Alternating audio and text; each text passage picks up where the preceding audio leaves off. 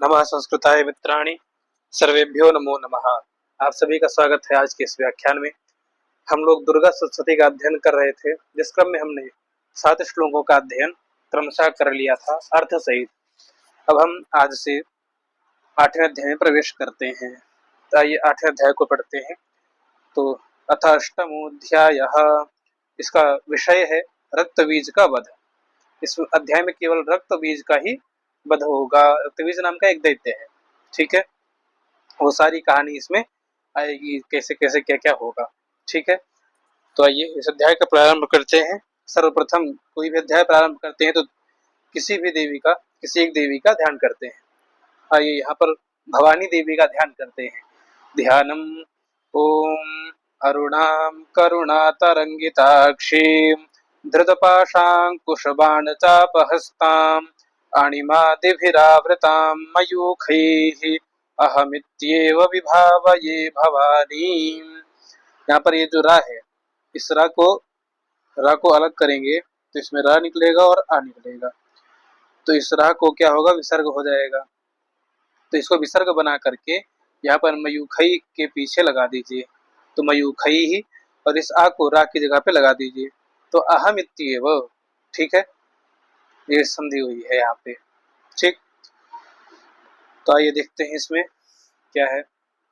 इसका अर्थ कहते हैं यहाँ पे कि अहम, बताया था ना बीच में से आ अलग हो जाएगा।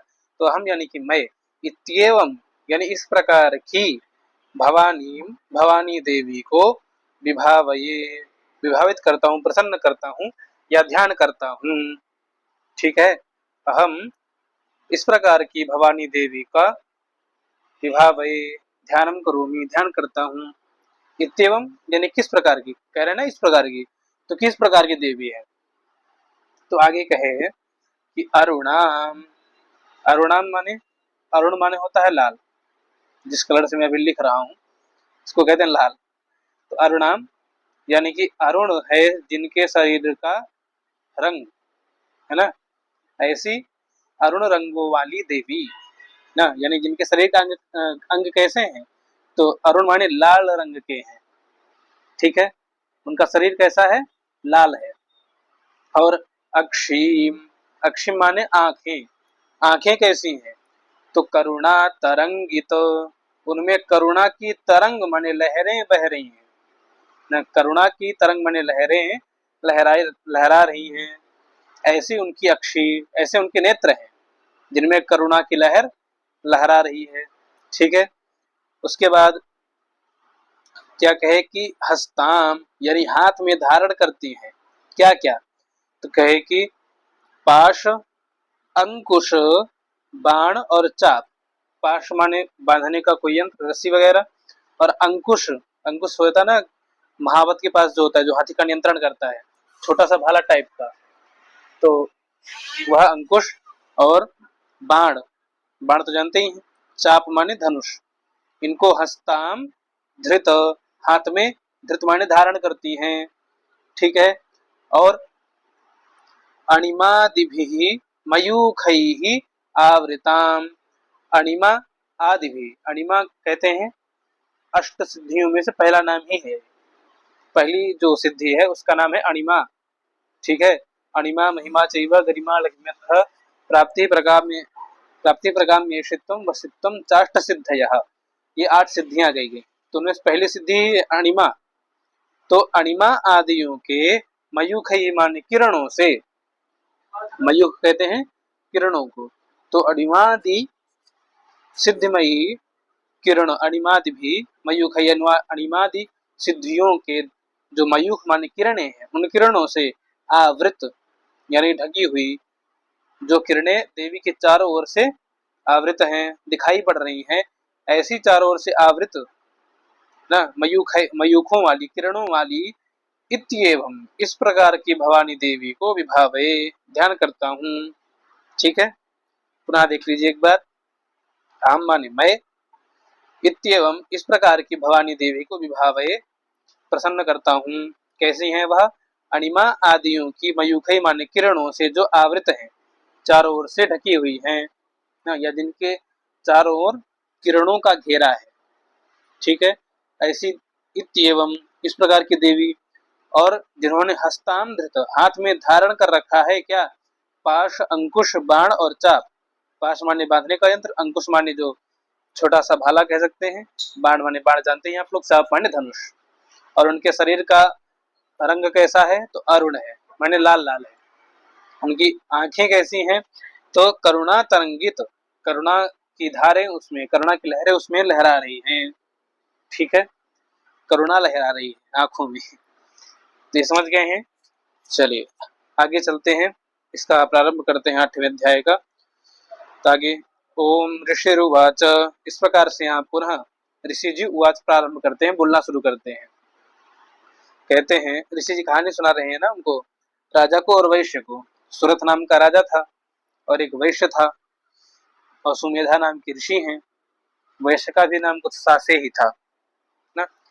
तो ठीक है, आगे कहते हैं, चंडे च निहते दैत्ये मुंडे च विनिपातिते बहुलेषु च सैन्येषु क्षयिते स्वसुरेश्वरः।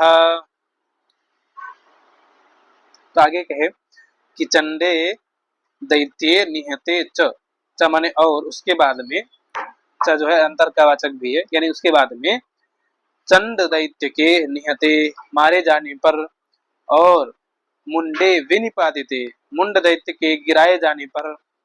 चंड को देवी ने कैसे मारा था, उसके बाल पकड़े थे और बाल पकड़ के उसका गर्दन काट दिया था। और मुंड को कैसे मारा था, मुंड दौड़ता हुआ देवी की ओर आ रहा था, देवी ने महाअसी से, महातलवार से उसको ऐसा मारा कि वो जमीन पर गिर पड़ा था। तो विनिपातित कर दिया माने गिरा दिया था धरती पर। तो मुंड के भी गिर जाने पर, चंड को तो मार दिया, और मुंड के भी गिर जाने पर यानी मारे जाने पर, और च बहुलेषु सैन्येषु क्षयितेषु, बहुत सारी सेना के, क्षयित माने मारे जाने पर, क्षयितेषु, और यहाँ पर आ निकल के आएगा, यहाँ पर जो है जन संधि है। ठीक है, यहाँ पर क्षयितेषु का सु था और उधर था अ, तो इसके उ को क्या हो गया, व आदेश हो गया, तो ये जो आ है इस वा में जुड़ गया। तो क्षयितेष्व सुरेश्वरः, तो क्षयितेषु असुरेश्वरः, यानी बहुत सारी सेना के क्षयित होने पर, मारे जाने पर, वह असुरेश्वर ना, असुरों का देवता कौन, प्रतापवान शुंभ, जो महाप्रतापी था, कौन, शुंभ नाम का। तो वह महाप्रतापी शुंभ, उसके चेता, चेत कहते हैं मन को, तो उसके मन में क्या हुआ, कोप पराधीन, वह जो उसका मन था वह कोप से पराधीन हो गया, कोप के पराधीन हो गया। कोप माने क्रोध, क्रोध के अधीन। क्रोध क्या है, एक अपर वस्तु है ना, और स्वयं की सत्ता क्या है, यदि स्वयं के अधीन होता है तो गुस्सा नहीं आता, लेकिन यदि क्रोध के अधीन हो जाए तो क्रोध में व्यक्ति क्रोध के अधीन हो जाता है। अब वह क्रोध उससे कुछ भी करवा सकता है।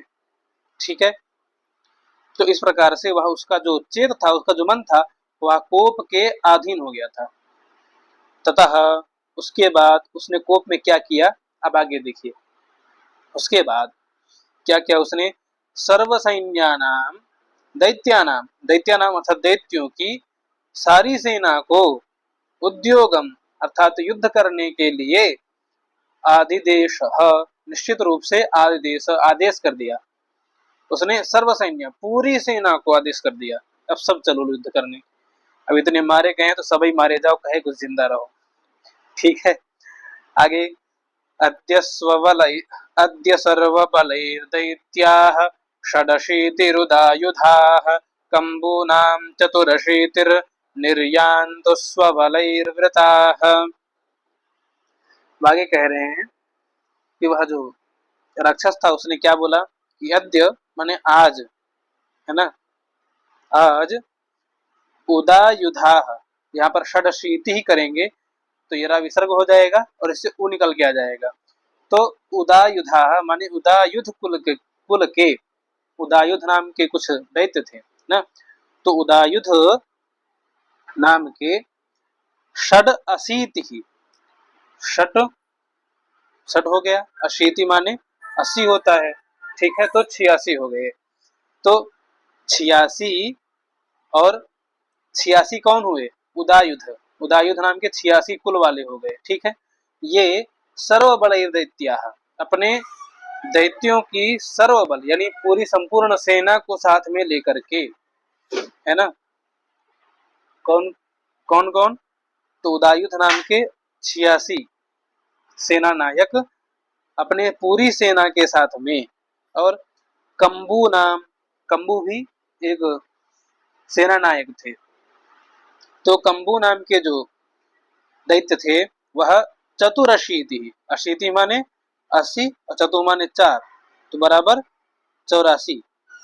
तो कंबू नाम के जो 84 लोग थे वह भी स्व माने अपनी, बलैर माने सेना से, वृता माने युक्त होकर के निर्यान्तु युद्ध करने के लिए जाएं ना। निर्यान्तु माने प्रस्थान करें, ठीक करके, ठीक है।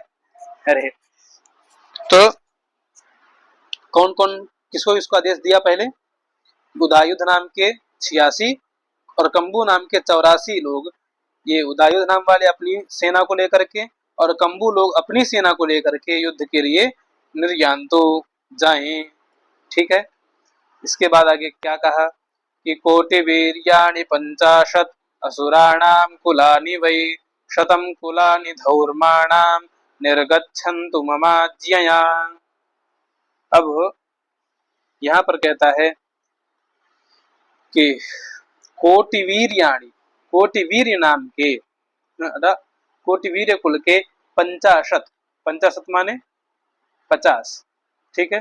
कोटिवीर्य कुल के 50 असुर लोग जो हैं, और ये कोटिवीर्य क्या है? कुल है ना। कोटिवीर्य नाम के कुल वाले निश्चित रूप से जो 50 हैं वह असुराणाम अपने असुरों के साथ में, और धर्माणाम धौर्माणाम, धौर्म नाम के जो शतम कुलानी, जो 100 कुल है, कोटिवीर्य के 50 कुल, ठीक, और धौर्म के 100 कुल, और ये जो धौर्म कुल के असुर सेनापति हैं 100, यह सभी मम आज्ञया, मेरी आज्ञा से, निर्गच्छन्तु जाएं, घर से निकले, किस लिए? युद्ध करने के लिए। किसके साथ? असुराणाम, अपने असुरों के साथ में। ठीक है, आगे कालका दौर्हृदा मौर्याः कालकेयास्तथासुराः युद्धाय सज्जा निर्यान्तु आज्ञया त्वरिता मम। अब यहाँ पर कहे कि कालका नाम के दैत्य, ठीक, कालका या कालक कह सकते हैं, कालका है यहाँ पे विसर्ग होना चाहिए था बहुवचन में। तो कालका अर्थात जो कालक हैं, कालक नाम वाली, और दौर्हृद, दौर्हृद नाम के जो हैं, और मौर्या जो मौर्य कुल वाले हैं, और तथा माने और कालकेया असुराः, कालकेय नाम के जो असुर हैं। ठीक है, कालकेय असुर यहाँ पे है ना, बाहुबली में कुछ लोग ढूंढ रहे थे कालकेय को। ठीक है, तो कालकेय नाम का जो असुर है, ये सारे असुर भी युद्धाय सज्जा, युद्ध के लिए सज्जा भवन्तु, सज्ज हो जाएं ना, युद्ध के लिए तैयार हो जाएं, और मम आज्ञया, मेरी आज्ञा से, त्वरिता माने शीघ्रता से, निर्यान्तु जाएं, है ना, मेरी आज्ञा से ये सभी शीघ्रता से, त्वरिता, त्वरित माने बहुत शीघ्रता से, निर्यान्तु माने जाएं, कहाँ? युद्ध करने के लिए। ठीक है, और इत्याज्ञाप्यासुरपतिः शुंभो भैरव शासनः निर्जगाम महासैन्य सहस्रैर्बहुभिर्वृतः। कहे कि भैरव शासनः, भैरव माने भयानक, शासनः माने शासन करने वाला, असुरपति शुंभ, असुरों का राजा वह शुंभ जो है, इति आज्ञाप्य, इति माने इस प्रकार की, आज्ञा माने आज्ञा दे करके महासैन्य सहस्रैर बहुभिर्वृतः, सहस्रैर महासैन्यैर, सहस्र माने हजारों हजार, बहु भी बहुत सारी, महासैन्य बड़ी बड़ी सेनाओं से, वृतः माने घिर करके, निर्जगाम खुद भी चल पड़ा। ठीक है, तो यहाँ पर क्या हुआ कि सहस्र माने हजारों, बहु भी माने बहुत सारी, हजारों, महासैन्य बड़ी बड़ी सेनाओं से, वृतः माने घिर करके, निर्जगाम खुद भी चल पड़ा। ठीक, उसके आगे कि आयान्तं चंडिका दृष्ट्वा तत्सैन्यमतिभीषणं ज्यास्वनैः पूरयामास धरणी गगनान्तरम। तब यहाँ पर कह रहे हैं कि तत्सैन्यम, तत् माने उस शुंभ की सैन्यम जो अति भीषणम है, जो अत्यंत भयानक है, उसको आयांतम आता हुआ दृष्टवा देख करके चंडिका, चंडिका देवी ने क्या किया कि ज्यास्वन ही, ज्यास्वन, ज्या कहते हैं धनुष की, धनुष में जो डोरी लगी होती है जिसको प्रत्यंचा कहते हैं, उसी को ज्या कहते हैं। तो उस ज्या के स्वनई ही माने ध्वनि से, शब्दों से, है ना। जैसे धनुष है तो धनुष को पकड़ करके उसमें तीर का संधान नहीं किया, केवल प्रत्यंचा खींचना और उस प्रत्यंचा को छोड़ देना। तो इतना करने से इतनी तीव्र की आवाज उत्पन्न होती है कि सामने खड़ा व्यक्ति गिर जाए और कई बार तो कान फट जाए और वो मर जाए, ऐसी स्थिति तक उत्पन्न होती थी पहले के धनुषों में, इतनी टंकार होती थी।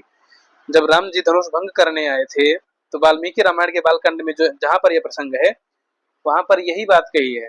राम जी ने धनुष तोड़ा नहीं था, जो धनुष लेकर के आए थे सेना, उनकी सेना जनक जी की, तो राम जी ने क्या किया था, धनुष को उठाया था और उठा करके केवल प्रत्यंचा खींच करके छोड़ा था।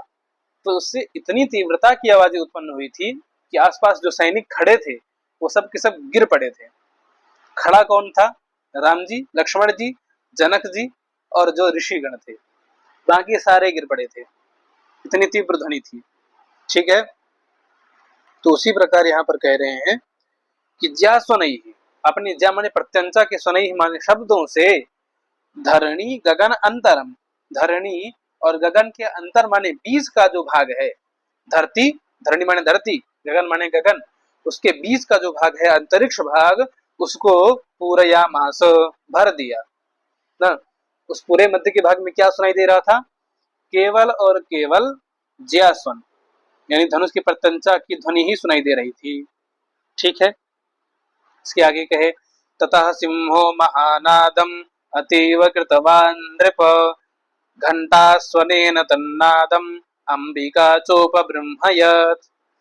अब ऋषि कहते हैं कि हे नृप, हे राजन, ततः माने उसके बाद में वह जो देवी का सिंह था, सिंह ने अतीव महानादम कृतवान, यानी अतीव माने बहुत भयानक, महानाद यानी बहुत विशाल गर्जना, अत्यंत भयानक गर्जना कृतवान किया उस सिंह ने। ठीक है, अत्यंत भयानक गर्जना की यानी दहाड़ना, शेर दहाड़ता है ना, तो दहाड़ना शुरू किया। उसके बाद घंटा स्वनेन तन्नादम अंबिका च उपबृंहयत्, अंबिका, अंबिका देवी ने घंटा स्वन, घंटा के स्वन माने ध्वनि को, तन्नादम, तत् घंटाया नादम, उस घंटा के नाद को, ध्वनि को, च और उपबृंहयत्, अत्यधिक बृंहत कर दिया, बढ़ा दिया।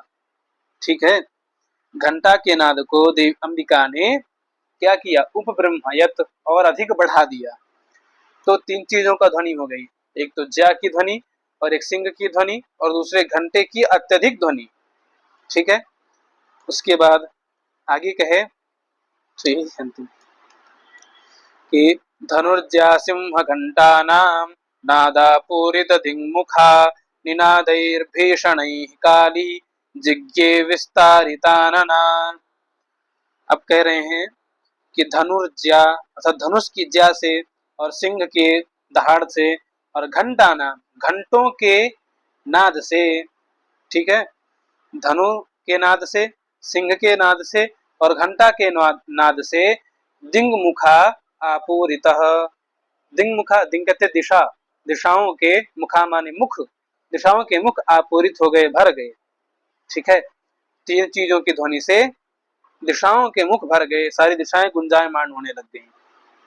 उसके बाद निनादैर्भीषणैः काली जिज्ञे विस्तारितानना, कहे कि निनादैः भीषणैः, उस भयानक निनाद से, इन तीनों चीजों के मेल से जो भयानक निनाद उत्पन्न हो रहा था, उससे काली माने काली देवी ने अपने आनना, आनन माने मुख को विस्तारित विस्तारित कर दिया और अधिक बढ़ा दिया। इससे वह जिज्ञे क्या हुई, विजयनी हो गई, यानी उन्होंने अपने शरीर को बहुत अधिक बढ़ा दिया। ठीक है, तो वह निश्चय से विजय वाली हो गई। ठीक है, विजय के लिए उन्होंने अपना एक कदम बढ़ाया कि उन्होंने अपने आनंद को, आनंद सहित पूरे शरीर को विस्तारित विस्तारित कर दिया, बढ़ा दिया। तो उनकी विजय में यह पहला चरण था। ठीक है, अब आगे कह रहे हैं तन्निनादमुपसृत्य दैत्य सैन्यश्चतुर्दिशं देवी सिंहस्तथा काली शरोसैः परिवारिताः। अब कहे कि तम यानी उस निनादम, उस घोर ध्वनि को, भयानक ध्वनि को उपश्रुत्य सुन करके, उपश्रुत्य माने सुन करके, दैत्य सैन्य चतुर्दिशम, दैत्यों की सेना जो थी वह चारों दिशाओं से, है ना, दैत्यों की सेना ने चारों दिशाओं से आकर के देवी, देवी को, तथा माने और सिंह, और सिंह को, और काली देवी को। वहां पर चंडिका देवी थी, सिंह था, और चंडिका देवी के शरीर से निकली थी काली देवी। तो काली देवी को सरोषई, रोषेण सहितम सरोषई, तो रोष के साथ में, रोष माने क्रोध, क्रोध के में भर कर, क्रोध के साथ परिवारितः, परि माने चारों ओर से, वारिता माने घेर कर खड़े हो गए। ठीक है, तीनों लोगों को इन्होंने घेर लिया। किसने? दैत्यों की सेनाओं ने। ठीक है, ये समझ में आ गया। चलिए आगे कहे कि एतस्मिन्नन्तरे भूप विनाशाय सुरद्विषाम् भवायामरसिंहानाम् अतिवीर्य बलान्विताः। अब ये जो 12वां और 13वां है, ये दोनों संयुक्त हैं, इनको दोनों के एक साथ पढ़ते हैं, फिर दोनों का अर्थ एक साथ पढ़ेंगे। ठीक है, तो ब्रह्मेश गुह विष्णूनाम तथेन्द्रस्य च शक्तयः शरीरेभ्यो विनिष्क्रम्य तद्रूपैश्चण्डिकाययुः। यहाँ पर युग्मक है, यानी कि दो श्लोकों में एक अर्थ निकल रहा है, यह युग्मक कहलाता है। ठीक है, तो यहाँ पर देखिए कहे कि एतस्मिन् अंतरे, एतस्मिन् अंतरे, इसी के अंतर माने बीच में, है ना, जब वह सभी उन देवी को घेर करके खड़े हो गए, इसी के बीच में, इसी बीच में, हे भूप, भूप कौन है? वह जो सुरथ राजा है जिसको कहानी सुना रहे हैं मेधा ऋषि। तो हे भूप, हे राजन, इसी बीच में सुरद्विषाम विनाशाय, सुर माने देवताओं के, द्विषाम माने जो द्वेषी हैं, जो सुरों से यानी देवताओं से द्वेष करते हैं, इन दैत्यों के विनाशाय, विनाश के लिए, और अमर, अमर माने देवताओं के, भवाय यानी अभ्युदय के, उत्पत्ति के लिए, देवताओं के कल्याण के लिए, है ना, क्या? तो ब्रह्म ईश गुह विष्णु नाम, ब्रह्म माने ब्रह्मा जी, ईश माने भगवान शिव, गुह माने कार्तिकेय जी, और विष्णु नाम माने विष्णु जी। तो विष्णु नाम से यहाँ ये मत लीजिएगा कि बहुत सारे विष्णु जी थे, एक ही विष्णु जी हैं। यहाँ पर द्वंद्व समास हुआ है, ब्रह्मश्च ईशंच गुहंच विष्णुंच, ब्रह्म यह ब्रह्मेश गुह विष्णु तेषाम, ब्रह्मेश गुह विष्णु नाम, षष्ठी एक वचन है, षष्ठी बहुवचन है। ठीक है, तो विष्णु नाम माने द्वंद्व समास में क्या होता है, जो अंतिम अक्षर है उस अंतिम अक्षर में विभक्ति प्रयुक्त होती है। अब आगे शब्द कितने हैं? 3 शब्द हैं, तो 3 शब्दों में बहुवचन की विभक्ति लगती है, चौथा शब्द ये खुद है। तो इस कारण से विष्णु इस शब्द में षष्ठी लगी है, किस लिए? क्योंकि द्वंद्व समास में अंतिम शब्द पे ही षष्ठी, अंतिम शब्द पे ही विभक्ति लगती है, आगे के शब्दों को देखते हुए। आगे कितने शब्द हैं? अगर 2 शब्द होते तो यहाँ पर द्वितीया लग जाती, विष्णु हो, विष्णुवो हो, ऐसा होता, विष्णुवो हो जाता। अगर एक ही होते तो विष्णु विष्णु हो ऐसा रहता। ठीक है, तो इस कारण से यहाँ पर विष्णु नाम से एक ही विष्णु जी हैं, यानी इन सभी की। ठीक है, ब्रह्म ईश गुह विष्णु इन सभी की, है ना, और सिंहानाम अर्थात जो महाबलशाली सिंहों के जैसे अधिपराक्रमी, तथा माने और इंद्रस्य च शक्तयः, च माने और इंद्रस्य, इंद्र की भी, इंद्र आदि देवताओं की भी शक्तयः माने शक्तियां, है ना। जो शक्तियां कैसी थी, इनका विशेषण है अति वीर्य बलान्विता, यानी अत्यंत वीर्य माने पराक्रम और बल माने बल से, अन्यथा माने युक्त थी ऐसी शक्तयः। और ब्रह्म ईश गुह विष्णुओं की जो शक्तियां थी वह सिंहानाम, हजारों सिंहों के बराबर अत्यंत वीर्यवान और बलशाली थी। ठीक है, ऐसी शक्तियां इन सभी देवताओं के शरीरों से विनिष्क्रम्य माने निकल करके तद्रूपै, तद माने उन्हीं के रूपै माने रूप में, चंडिकाम ययुहु, चंडिका देवी के पास में ययुहु चली गई। ठीक है, तो इन सभी देवताओं की और अन्य सभी देवताओं की भी शक्तियां उनके शरीरों से निकल करके उन्हीं के रूप में चंडिका देवी के पास में गई। ठीक है, अब आगे कहे कि यस्य देवस्य यद्रूपं यथा भूषणवाहरं तद्वदेव हि तच्छक्तिः असुरान् योद्धुमाययौ।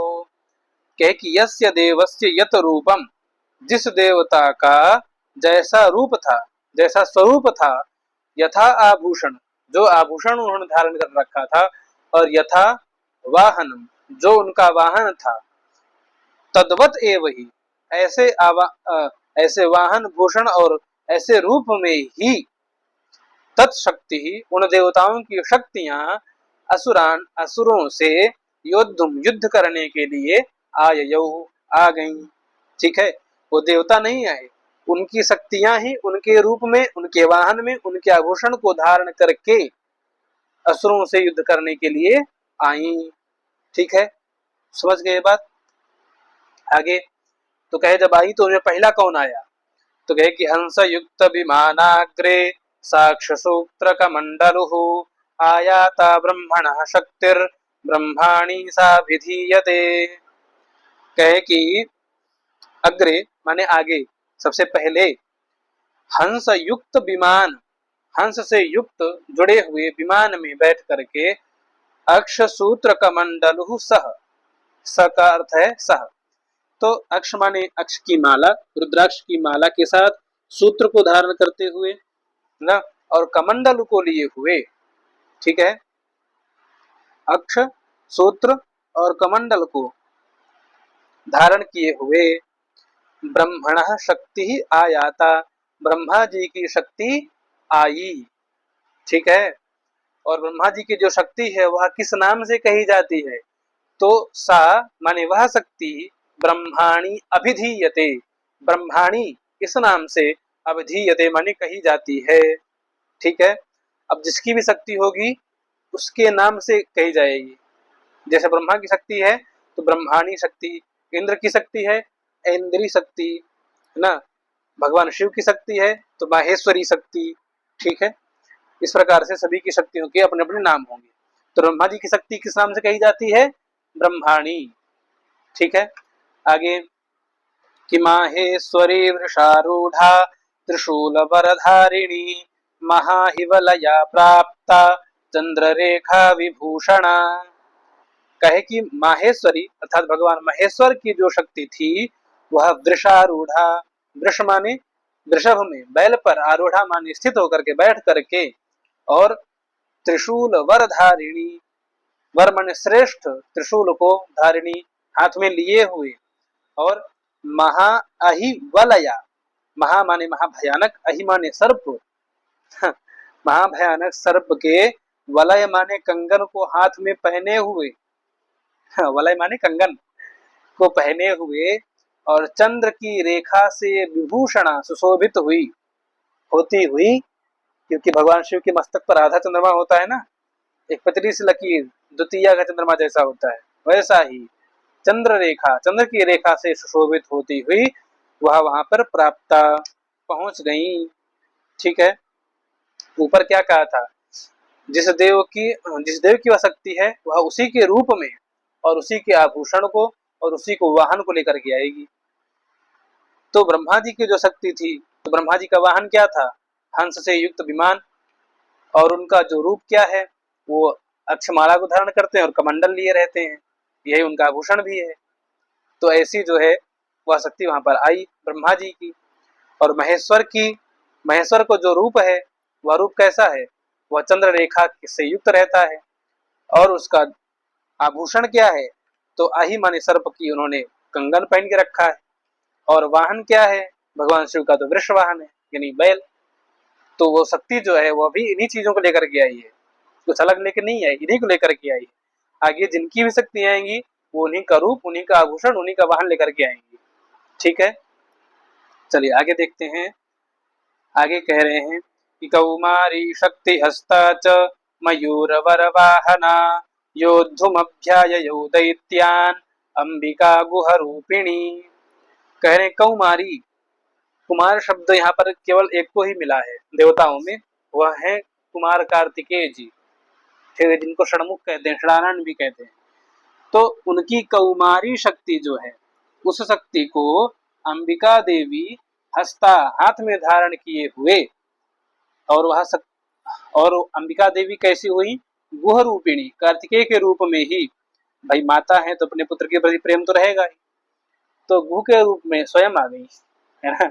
अंबिका देवी जी थी वह गुह के रूप में, गुह माने कार्तिकेय, कार्तिकेय के रूप में कौमारी शक्ति हस्ता, कुमार की जो शक्ति थी कौमारी, उसको उस शक्ति को हस्ता माने हाथ में लेकर के, और मयूर वर वाहना, वर माने श्रेष्ठ, मयूर माने मोर के वाहन पर बैठ करके दैत्यान योद्धुम आययौ, दैत्यों से युद्ध करने के लिए आययौ, आई। ठीक है, समझ में आ गया ये। तो आज के व्याख्यान को यहीं पर रखते हैं। इस 17वें श्लोक के बाद से 18वें श्लोक से हम अग्रिम व्याख्यान में इसका अध्ययन करेंगे और इसको आगे बढ़ाएंगे। आप सभी लोग अंत तक जुड़े रहे उसके लिए बहुत बहुत धन्यवाद। नमः संस्कृताय, सर्वेभ्यो नमो नमः।